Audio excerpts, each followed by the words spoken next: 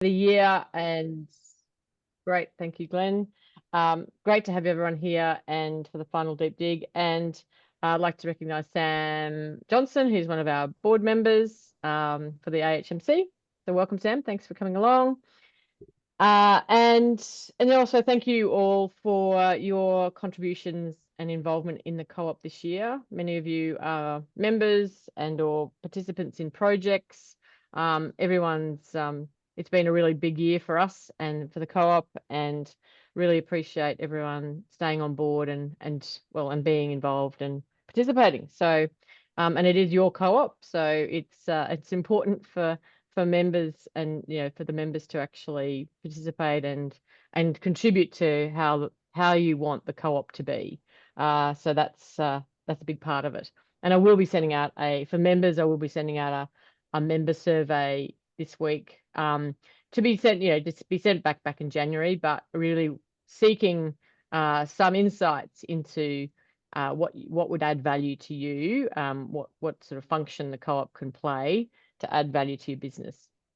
So that's good. Now to move on to today's topic, which is about reviewing our business as we wrap up the year, and also maybe, and also looking forward to 2025.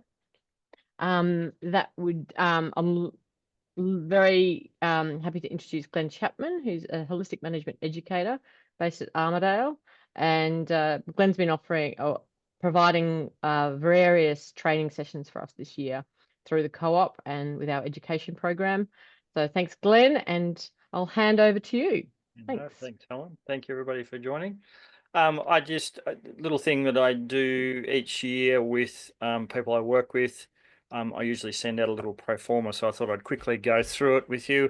And it's I think, not to try and put too much of a burden on people around this time of the year, but I think it's a good time that when we're taking a bit of time over Christmas, that we just reflect on the year, and then I always like in sort of mid to late January is actually to get in and do a sort of a plan session for the next year. But I thought I'd give you the pro forma and the review so that then you can start to think about things ready for go forward. And I think it's important for us to in being successful farmers, and being able to remind ourselves to reflect on what we're doing, and this is part of a big thing of holistic management is around monitoring, because we want to make sure that we're heading towards our holistic context, and we do EAV and we do financial monitoring and we do all that sort of stuff. And it's good just to sit back and have a strategic sort of look at where we're going overall, review our context, and go from there. So I'll just share up this little presentation. So I like to call this the Make It Happen program. So looking at making it happen for the next year. So I love this comment, this quote from Jim Rohn: "If you're not designing a life, then someone else probably is."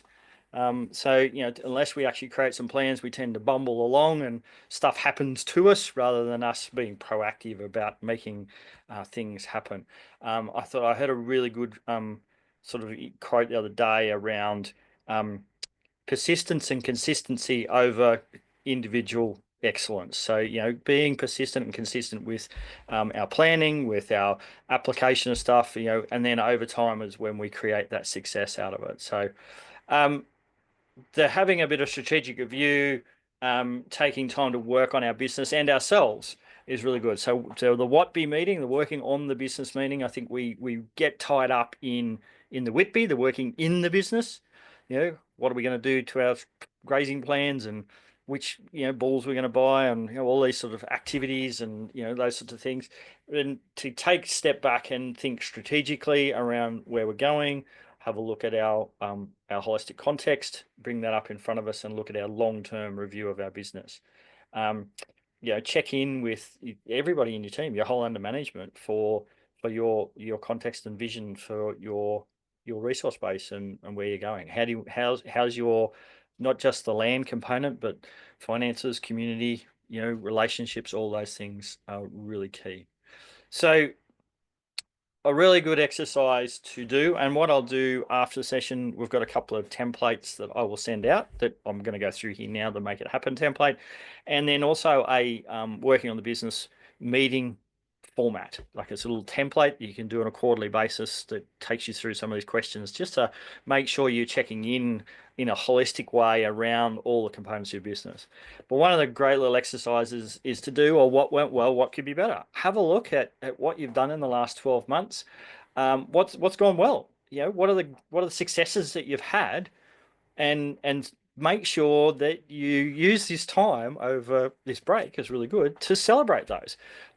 Our brains, our subconscious brains need positive reinforcement around those good things that happen. You know, we always seem to focus on the negative or what's gone wrong, but getting that reinforcement around celebrating that positive gets us our not just our active brain, but our subconscious brain thinking in a different way. It starts to rewire the chemistry of our thinking. And then looking at what could be better is actually looking at in ways to improve, like review back the year. What could have we done better? How could we done? And that helps you review to set some strategy for adjustments. It could be better administration, or it could be different ways of operating the farm, or just different ways of thinking strategically about what's happening and taking opportunities when they arise.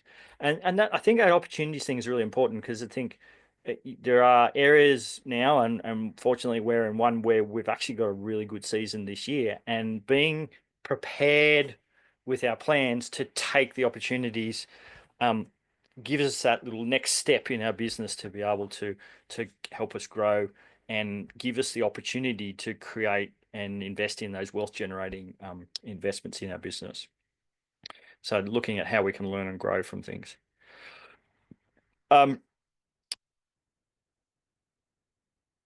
If you look a little bit more specifically, is this really come in and say, well, what are three top achievements that we've had in the year?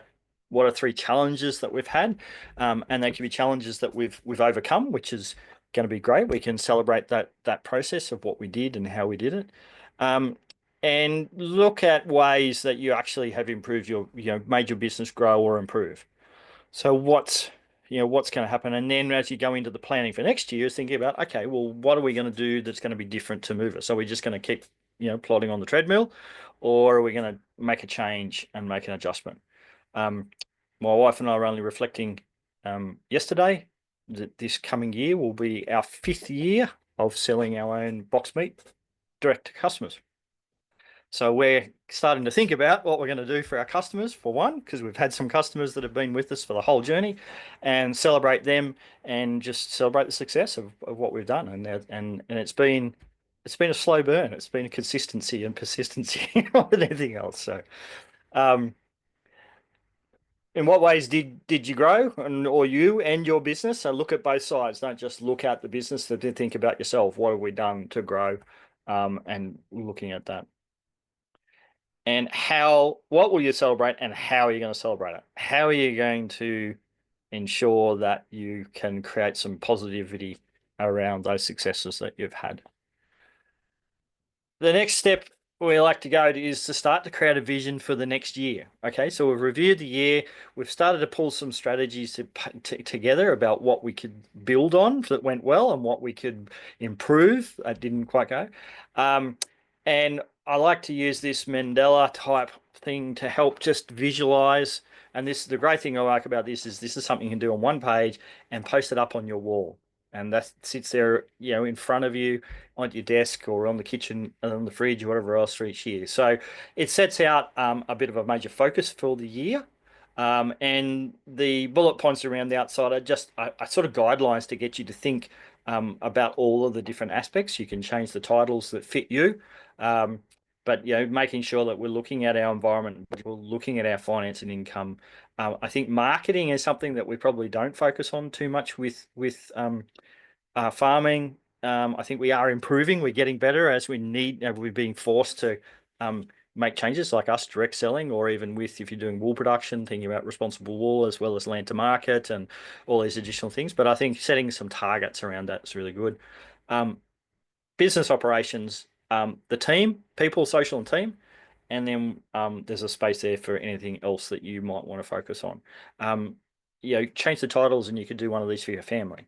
Really, really, it's a good little tool. And being a quite a visual person myself, um, I like having this, even though we've got all the detail of the bullet points and the stuff are written down to summarize it in this. And we've actually got one of these or a version of this as a summary of our strategic business plan. And when you present that to, say, the bank, and you go, here's our strategic, and it's like this visual thing. Here's our key focus areas. Here's our targets, and that then breaks down into a business. This is a really good step to start that bigger picture thinking for yourselves. Once we've got that big picture, what we want to do is make sure it's going to happen. So the first step is to actually start to think about some of the specific goals of each of those points and start to break them down. And Glenn, sorry, yes, Glenn, sorry. Can you go back to that slide? I was just interested to know what you'd put in the green circles. So when you've got people, social and team, what things might go in the green circles? Obviously, maybe the stars would be specific tasks, yeah, but the what, stars are more the bullet points. The green is it's like a focus word or phrase or topic or whatever. the biological environment might be bare ground or Yeah, it something. could be the focus of the year. Yeah. Okay, Or right. It's the focus of the improve year. ground Okay. cover or Yep. yeah. Yep. Yeah. Hmm. Okay. So it's That's sort of good. yeah. It's funny. I do get asked that, and I sort of leave it fairly open so that people can put their own stuff in there. You can put little pictures in there. I've seen people just draw a Yep. little picture that just gives the focus of it. Um, Mm. but yeah, the star points are the sort of the top three key points that you want to put. Well, they're the actions that you might take. Yeah, yeah, and that's where it comes into Yeah. this next one where we actually take Perfect. those Yep.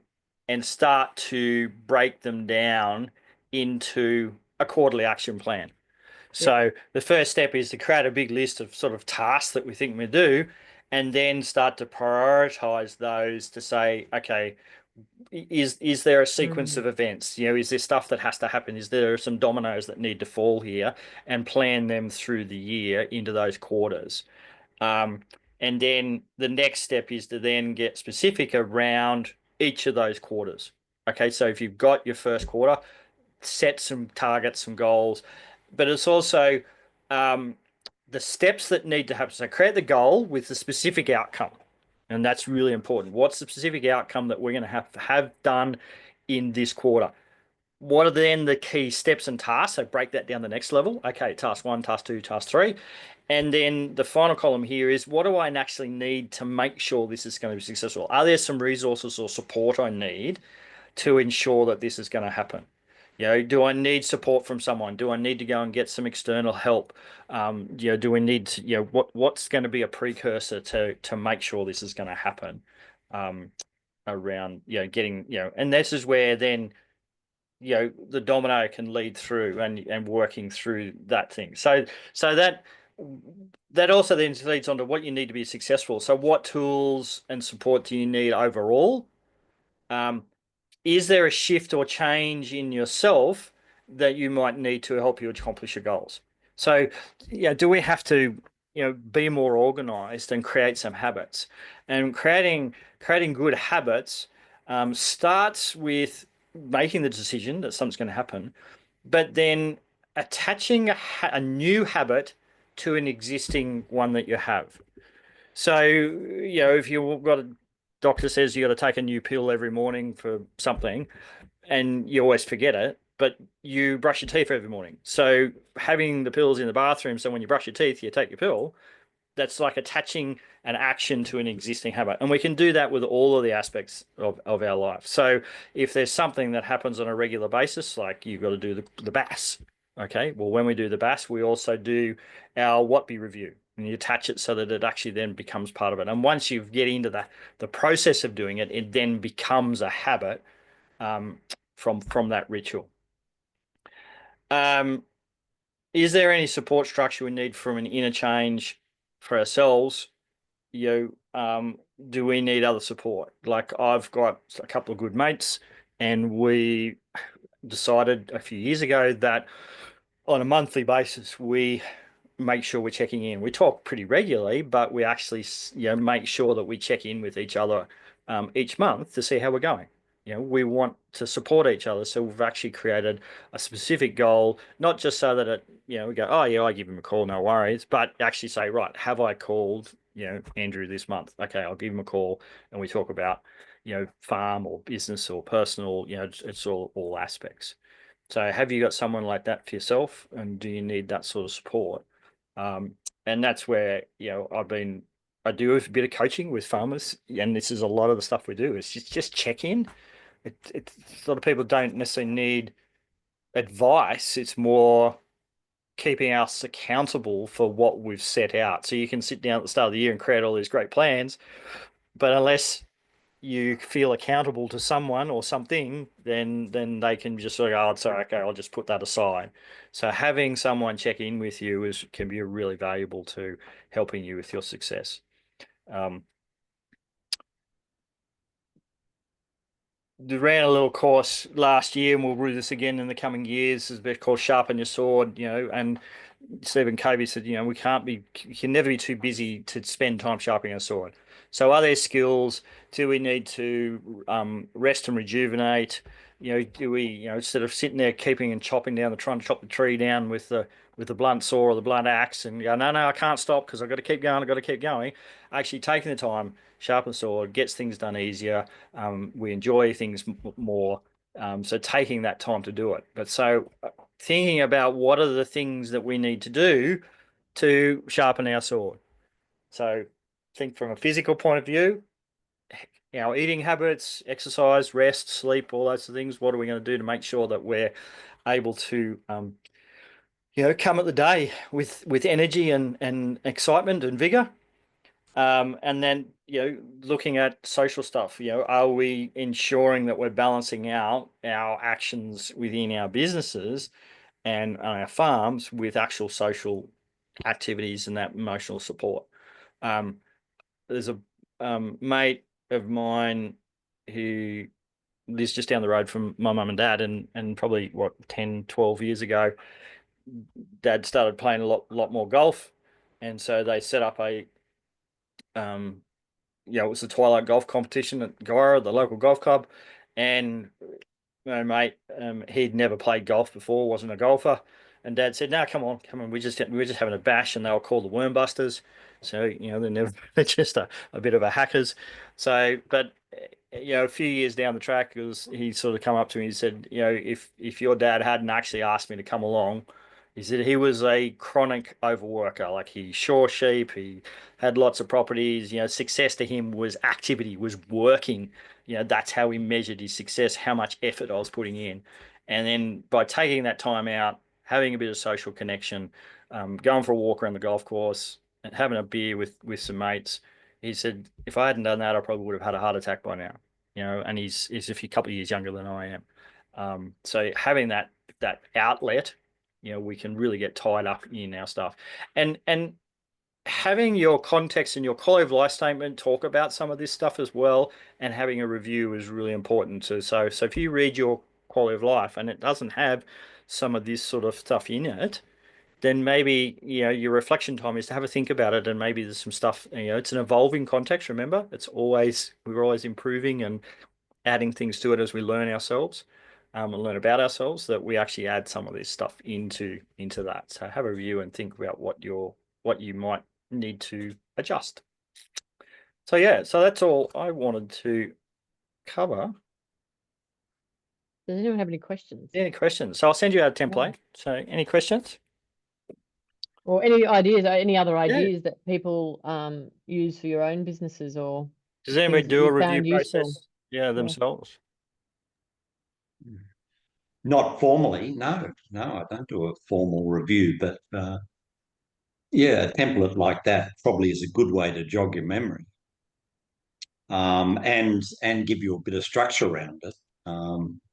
I think the default position is, just muddle along, isn't it? Really? Yeah. Or wait for tax year, or wait to the end of the tax year, and that's how we're going. Yeah. No. Yeah, Donna? Yeah, a few years ago, a friend was changing jobs, and he'd been a former CEO and was part of a company called the Alternative Board that was business coaching. So we're his guinea pigs. So we've done quite a bit of that for about the last 3 years and just found it really, that accountability that you actually take the time and set out where you want to head in line with the context, and then times when you will do it, who's going to do it, and it does. It's really helped us do the things that you want to achieve, and if you don't, why? And it's been, so we've got something very similar. Yeah. Mm. Good. Mm. Anyone else? You got any? And probably very much keeping that balance. That's the big part of it. Not just Yeah, and I think the What Be format, there's a section in there that talks about a quick check-in, and it's got quality time with family, communication, motivated, intuitive, energy, spiritual, and stress levels. And they're probably things that we never put on a business agenda. But to have that holistic view of not just the economics and the production of what's happening, but think about the people, the social side of things, and having that check-in, I think, is something that was really important for us to add in, and gives us that extra bit of motivation as we go forward to think about and go and to check out and arrest problems before they happen. Having things that can come to a head very quickly if we don't actually talk about it and sort of draw it out. I think to start. I'm liking the look of that too, because I mean, this is the whole reason we do holistic management. So it's holistic, but with kids in their 30s, 20s and 30s who are coming up into that, having young children and getting them at that time with mortgages, and to have something like that, I'm thinking of showing that to some of my kids, to a simple way to just check in with partners, with each other. Because I mean, they're on the treadmill all the time. Yeah. I think anybody who's done the course will come across the Wheel of Life that we usually do as part of the HM course. Doing that and that can be part of your personal reflection and saying, okay, how am I going with all of those different components of my life, and what areas do I need to adjust and maybe focus on in the next 12 months. I'll add that to the pack that we send out, because it's actually, I've got it in an Excel spreadsheet and it actually creates it as you fill it in. So you actually get that finished thing from it, and it's 1 to 10. So it's actually quite that's quite useful, I think. And look, I think also that 3 month plan, I mean, I like that. There's a few people who've talked about the 3 month year, and it's basically planning the quarter. And the value of that is that it's a small enough window to actually get quite detailed, but it's big enough to actually achieve something. So it's a good period of time to really map out what actions you're going to take in that next 3 months, and at a 3 month sort of blocks. So I personally find that quite useful. I think a monthly, monthly can come around too quickly. I know when I'm working on coaching with people that a month's meetings can come around really quick, but building on those months over 3 months to say, okay, well, we've got a goal in 3 months, gives us ability to say, okay, well, because stuff happens too. We can get really busy, or it can't rain for a month, or can bucket down, or something happens on the farm and we get tied up, and then we get to the end of the month and go, oh, we didn't do that. But if we've got a little bit longer time frame, gives us the opportunity to catch that back up again. I think, and that celebrating part after 3 months, you can have that celebration of something, and that feel really good. That you have, find those couple of things that are really good, and you can keep that perspective of some haven't, some have. That's that whole celebration thing. We have my wife and I have, because we lease our farm from my parents, and we have sort of 6 monthly. We'll have a meeting for half a day, so 3 or 4 hours, and then after that we'll go to the pub for lunch and have a good chat. And it's good to get down. We sort of do the business and get all that done, and then it finishes with a really light, have a counter lunch together and enjoy our time. So And does anyone else have any thoughts, or and even just planning ahead, anything on the next years, or anyone want to share what they've got, a theme for next year for their business, or what they're thinking that they might work on, or Anyone got a anything they wanted to share? Yeah.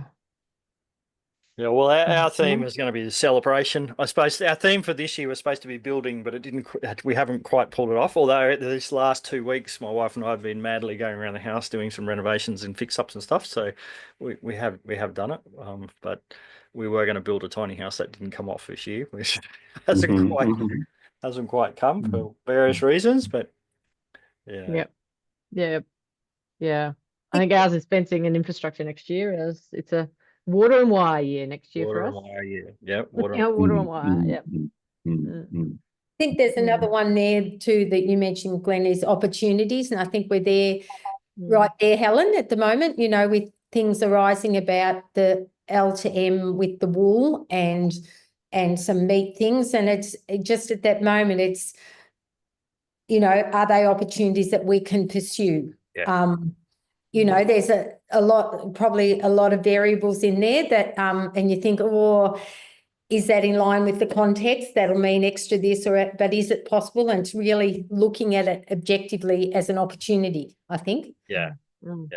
Yeah. I think we've got one too with the changes in abattoirs and everything else. We've even got our butchers now that are very nervous about losing their access to processors. So we've been working with Food Sovereignty Alliance, and maybe that's something we could Yeah.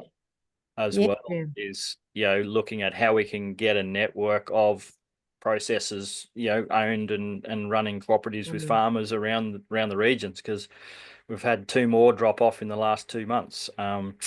So it's our ability to produce, you know, quality, healthy food for people is being restricted by economic rationalism and what they call neoliberal economics. So, Yeah. Well, and scale too. Just scale. yeah. Not And so working on our look, and I scale. think there's potential opportunity for the co-op in that I eventually. think, Donna, the opportunity thing is people say the definition of luck is where opportunity and preparedness meet. So it's having yourself prepared to take the opportunities when they come. Yeah. So one of the things that we did to be able to have the opportunity now to have stock and try and buy stock is actually to set up a livestock trading facility before we needed it. So we had it sitting there because we know that the seasons will come, and being able to be prepared, ready to do that. And even having you know, adjustment agreements pre-prepared, and, you know, have that preparatory stuff ready so that you can have that opportunity, you know, take those opportunities as they arise. And I think in our financial planning and is to think about, can we set some reserves that are there available to take opportunities as they arise as well. So rather than fully committing everything, it doesn't mean don't have lazy money, but have the resources available, or know where the resources can come to take opportunities when they come up. Yeah.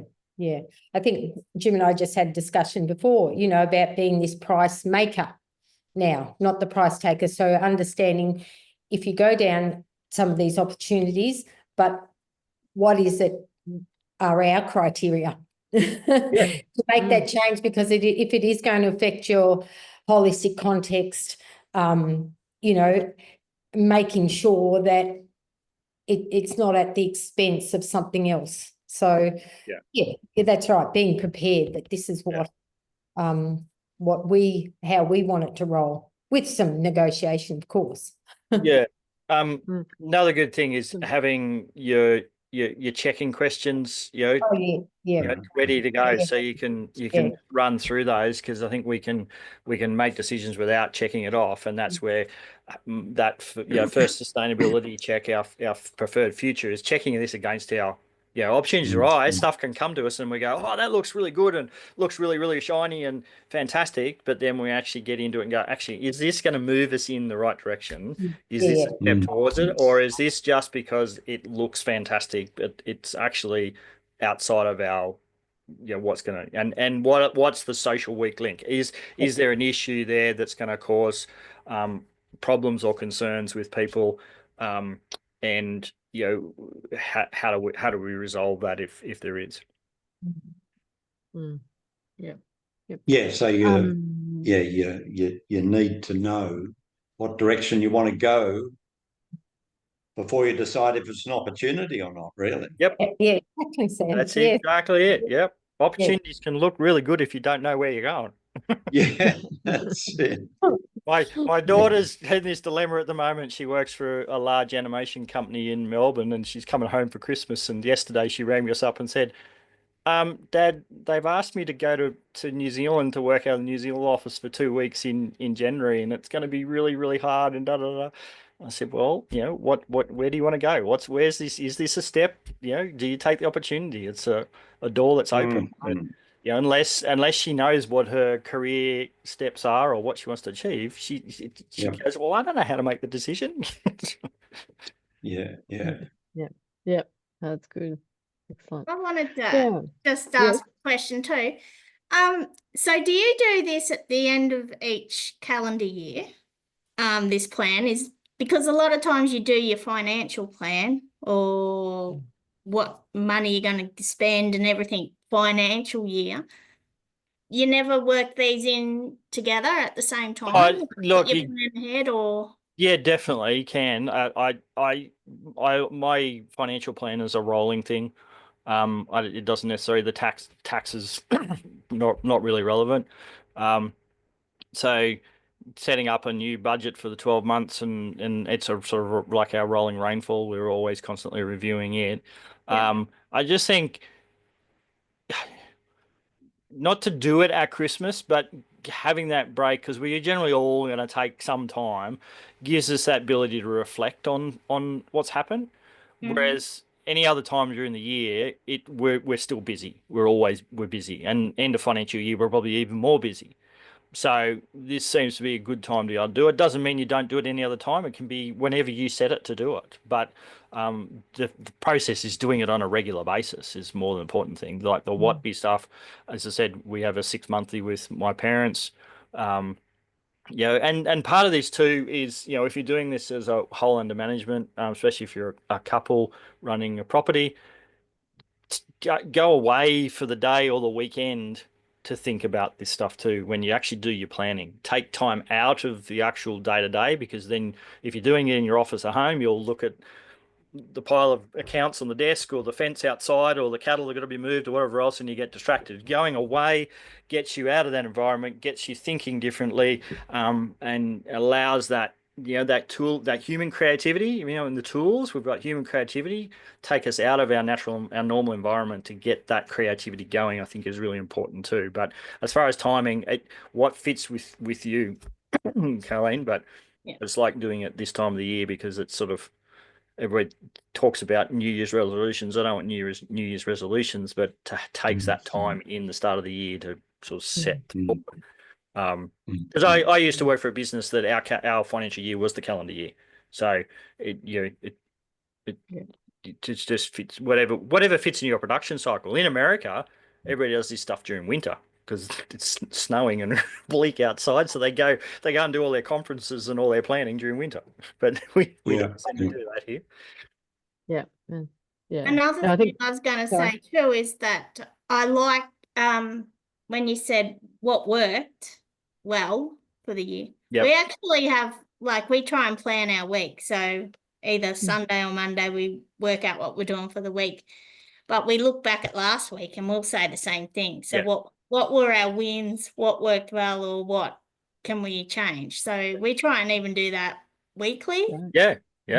Perfect. You have to try and think of a win for the week, even though sometimes it's hard, but we have to try and think of one. So yeah. My sister and brother-in-law do a thing around the kitchen table for dinner with the kids at night. What was it? What went well today, and how did they help? There were two things they have to come up with. So. Yeah, that's good. And I've used the 3 good things. So just asking kids what 3 good things are, or even just doing it as a family.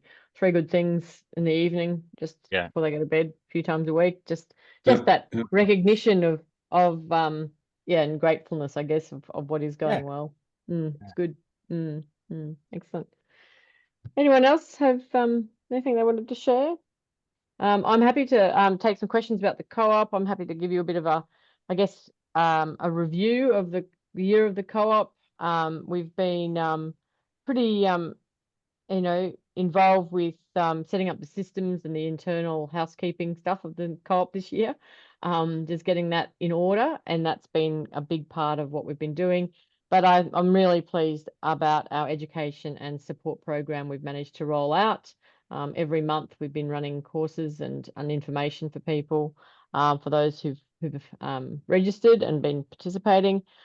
We've also run our 3 or 4 field days. So we've had 4 field days this year for people in regions to actually participate in, and that's been fabulous, and really nice way of people connecting face to face.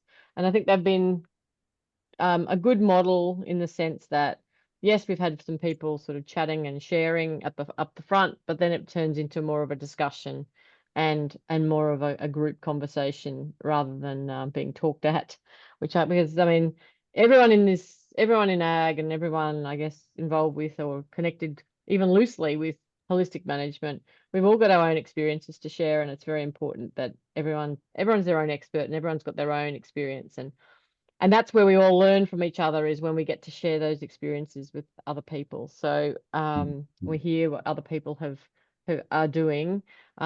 It's a very powerful for our own businesses. And then so I've been, it's been exciting, and it's been great to meet so many people at those events as well. Then the monitoring, we've really revamped the monitoring process. It's now on an app.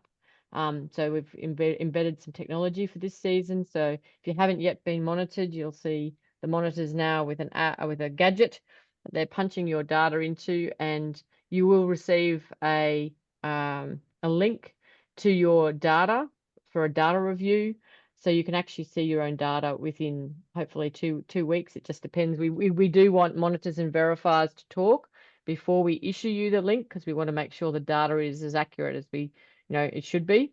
And then once you get that link, you can get in and have a look, and you'll be able to look at your different paddocks at different times. And over time, you'll be able to see the results over time. And then in that email, you'll also be able to see, you'll be able to book a conversation with a verifier about your data. And I'd really recommend you take that opportunity to actually do that. Donna and Jim, were you doing that? Did you do that? You're on mute, Donna. Donna, you're on mute. Sorry. You're on mute. Sorry. Sorry. That's okay. Yeah, we had Harry yesterday. Right. So it was really good to get that understanding of the new reporting, because we've had a few glitches in our time, in our 4 years. But for Harry to actually be able to put a bit of context around that, because you can look at some data and go, oh, holy hell, what was going on there? But to actually put into some perspective, and I mean, Harry's just fantastic anyway. So, and we'll keep that conversation going. I think that's the great thing, Helen. You've got that support there, and somebody to actually interpret the data, and we do understand it's still evolving. I think that's what we've all got to understand. But yeah, I would absolutely recommend that you get onto it. As you've often said before, the report's no good unless you actually look at it and use it. Yeah, exactly. So, can I say something on that too? We got our data through just last week, and so it was my first time going on looking at the new system, and I thought it was fantastic.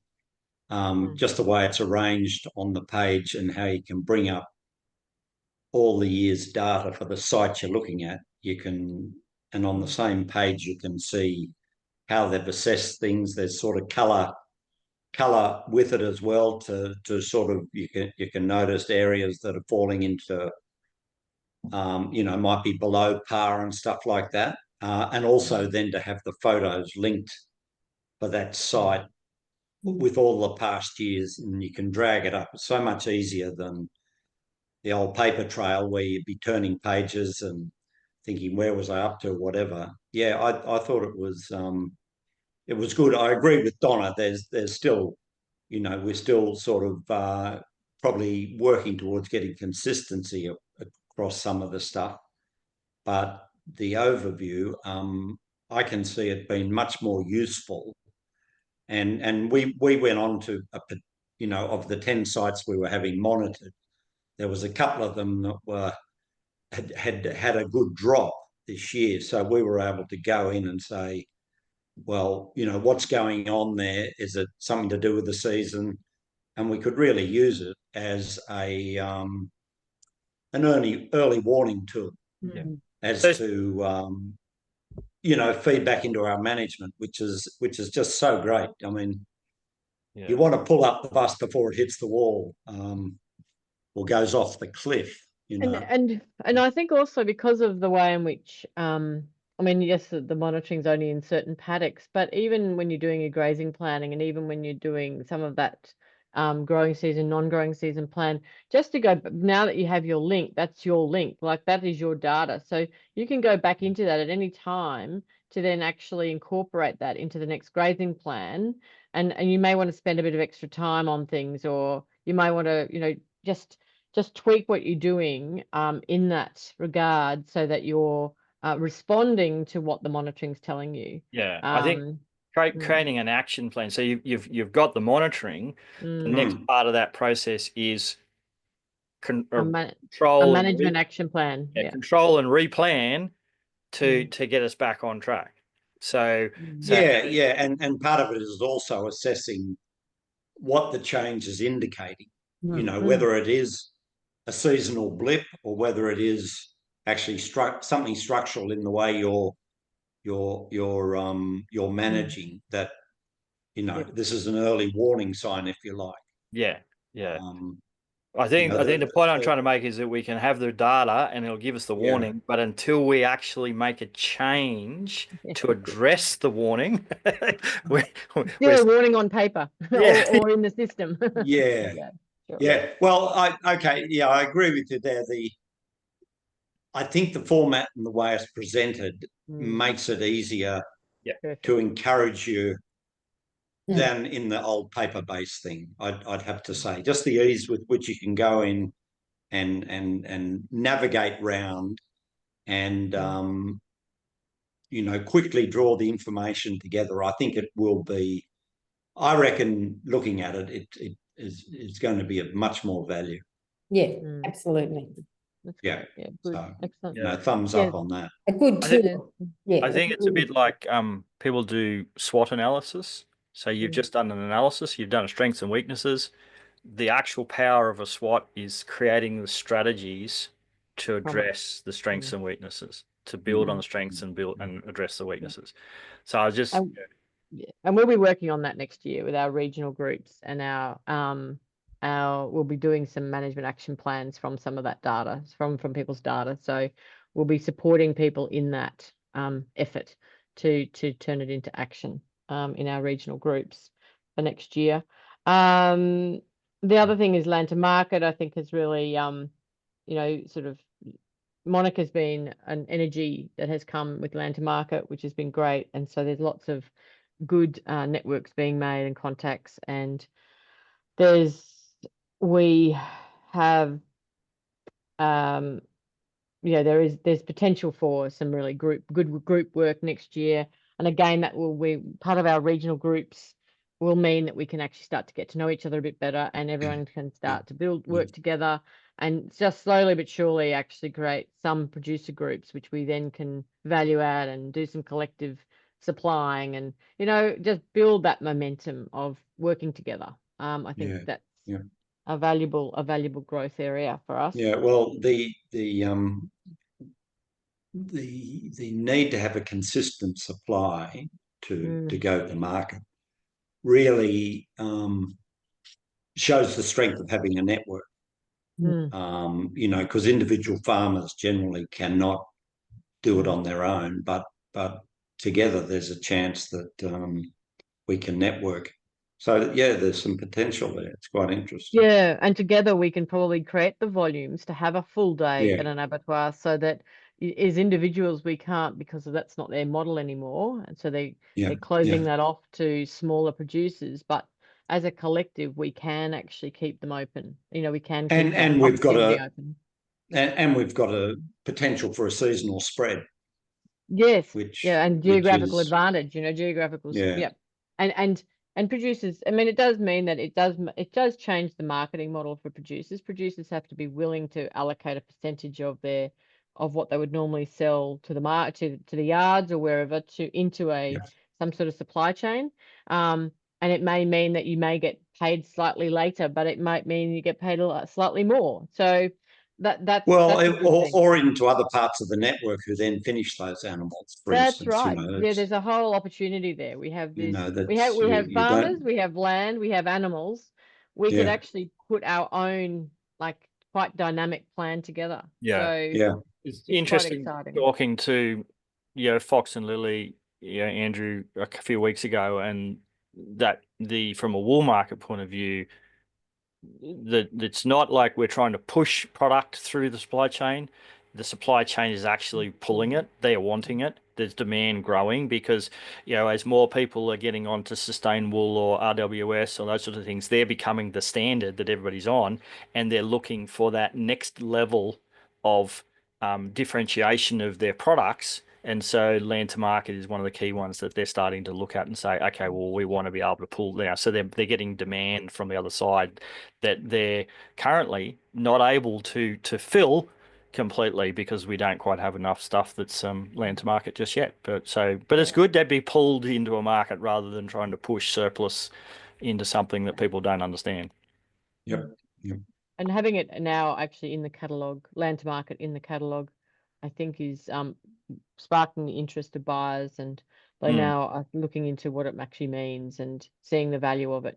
Because now the very fact that there's an ecological monitoring report to back up the claim of this land to market is pretty rare.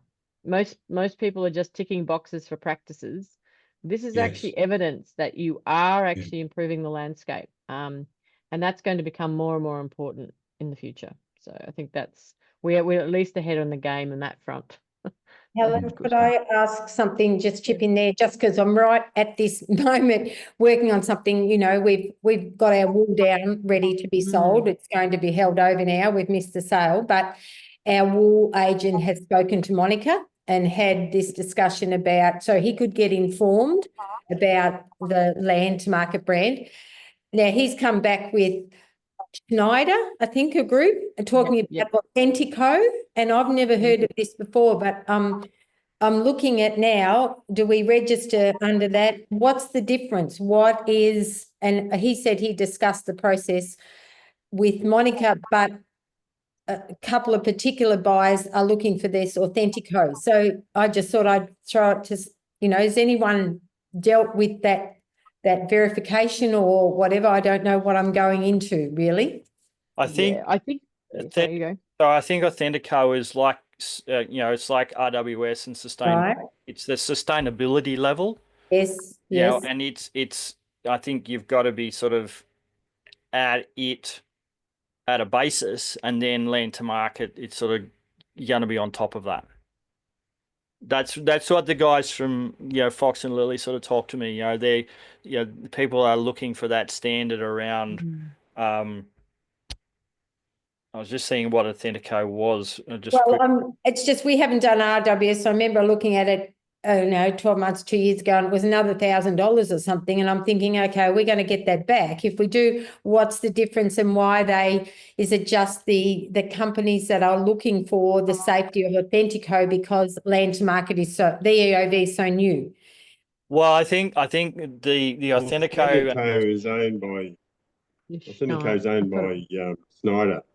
Yeah, I think it was Schneider's brand. Yeah. So, but the sustain it is, yes, and the RWS are bringing in a lot more things around animal ethics and mulesing, non-mulesing, and all those sorts of things, as well as a lot of stuff you'll be doing under LPA, livestock production insurance stuff as well, and that gives you sort of the base to say this is where it is. The land to market then adds the outcome verification on top of that, and so what Fox and Lily are saying is that whichever one of those standards, and there's about 5 or 6 of them, they're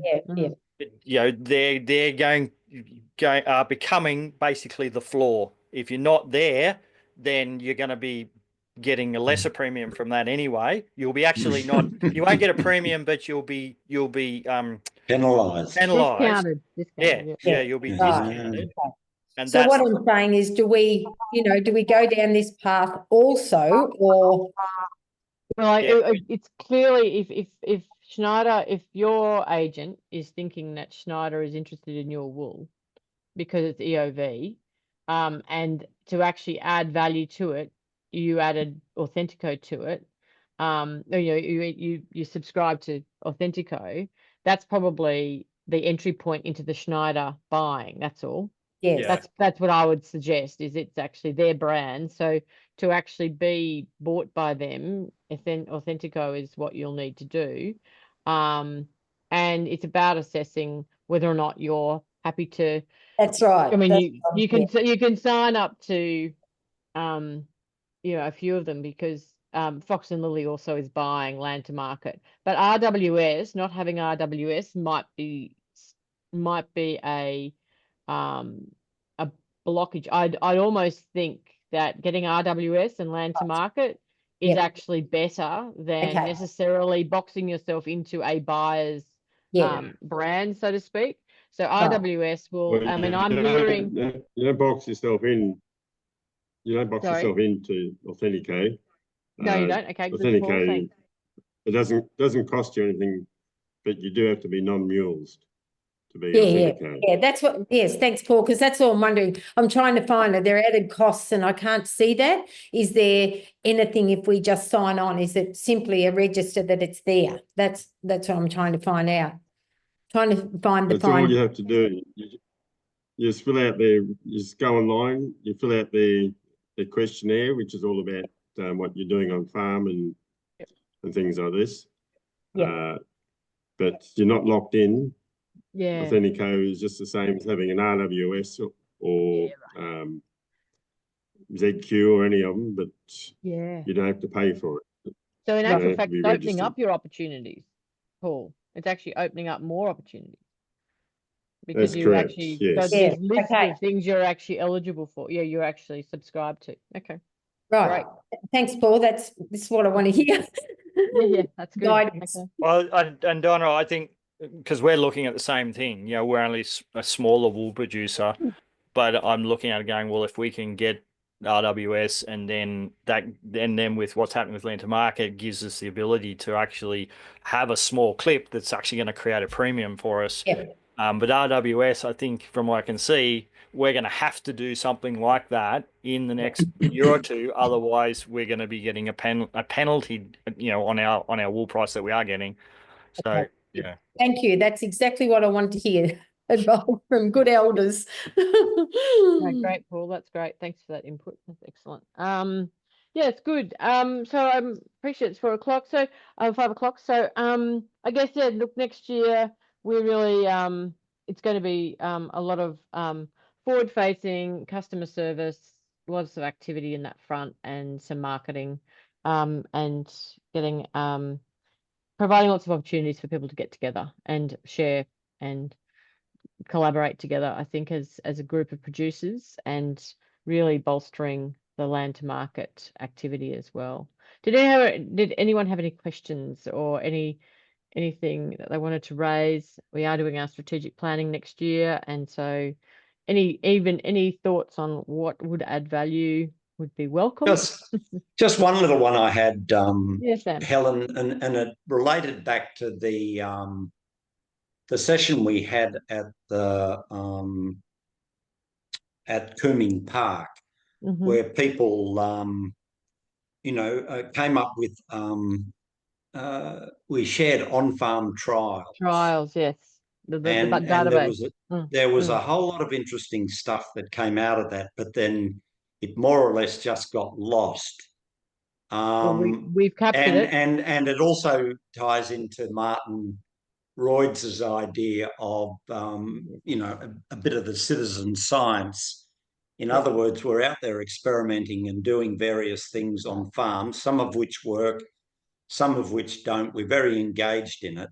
And often we're in our own little bell jar, and it'd be great to bounce ideas off people. Now, you know, I'm not sure, is it something the co-op could do on the website? So there's sort of a chat, so as long as it doesn't descend into a, you know, Sam, I'll give you my idea that I've been, and actually it was, I think it's going to be a focus for me, because after Cooming Park, I was talking to a few there about it. I think one of the things with what we're doing is exactly what you're saying. We've got so much research that we as farmers are doing that with the way that data is compiled in metadata research projects and things now to say whether something's, you know, worth taking to the next level as far as getting PhDs to do specific research on it, to have a centralized, and it doesn't need to be a chat, it's actually a database where there's a standard pro forma that if you're doing a research project of yourself or you're trialing something, that you can fill out the form that says where you are, what the area you're doing, you know, it's got some basic parameters that goes into a database that then we as farmers can research and say, well, who else is doing such and such? And then also we can work with the university to say, well, hang on, look, there is 50 farmers across Australia that are doing a trial on this. And this is the outcomes that have come that would, to the scientists, seem anecdotal, but it gives enough meta information for them to go, okay, there's actually something here we can test a hypothesis on. The Johnson Sioux Composting Network had this previously in the US, where they had a central database of everybody that was producing Johnson Sioux compost. So you could register and then see how everybody was doing or what ingredients they were using and all that sort of stuff. So it's sort of a data sharing, but then gives us the ability to say, okay, who's using, you know, long recovery, who's using maramas to keep kangaroos off, who's using, you know, all these sorts of projects that come up out of Cooming Park. But it's, yeah, you just start collecting the data in a slightly more standardized way so that it can be interrogated by us as farmers, but also by potential scientific community to have a look at options for PhD students to do something of value. I don't want to see another PhD research project on the uptake of regenerative ag and what's stopping people. No. Well, if it could be interactive, because yes, I think so. Yep. The session at Cooming Park, there was so much exciting stuff that people were floating, and you know, I imagined if someone could say, well, you know, I had this area that I had this problem, and I decided to, for instance, do high impact grazing to show what I could do on this gully wall, and they had a before and after photo. And they could show, you know, this, I look to have had some good results. As farmers, that's all we really need to go out and think, oh yeah, well that's, I can see we don't need to have it verified by the by the universities. We no, but it just gives us the opportunity for that next. I would like us to look, not that that's a negative. I'm not saying that's a negative, but just we have a community option on our customer relationship management system. So we're exploring that to actually have that as a place where people could be sharing that information, and also have it so that people can actually search it as well. So just that, I agree with Sam. I think we could actually be building a bit of a research, like whether you database. could actually have Zoom sessions on particular things that were that's a great idea, you know, done before, and with a bit of background before the meeting. It just seemed to me that there was so much good information and people had experimented, and we weren't capturing it as well as we could. And that seems to me to a strength of having a co-op, you know. Yeah, well, we have all the information, so it's just now about putting it into a system where we can actually make it happen. So yeah, just projects. It's really projects that we're all doing. It's not just done by the PMA, you know, that just putting it on. It's actually us. Yeah, or someone could put a question up. I've got this issue, or someone had a crack at that, and what results have they had? Well, Sam, it's what Todd's question was in the last session we just did on grazing. You know, he's looking at how does he manage you know, more than 1,000 ewes lambing in a mob and doing rotations.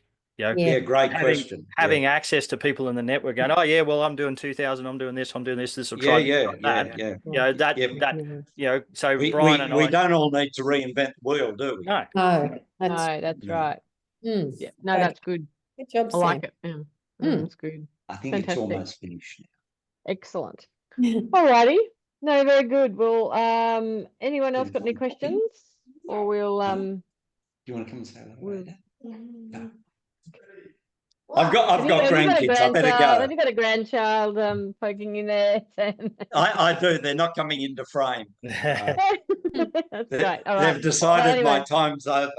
Yeah, good. Anyway, well, I just wanted to thank you all and thanks for coming along, and wish you a very happy Christmas and New Year's, and have a good festive season, and we'll look forward to your involvement next year. So yeah, that's probably it. Unless anyone's got anything else I'd like to ask, or feel free. Helen, if you just stay on just for a minute, please. Yeah, sure. Mind? Yeah, that's fine. Right. Okay, that's great, Sam. If you need to head off, that's great. Thank you. Okay, thank you very much. No worries. Bye.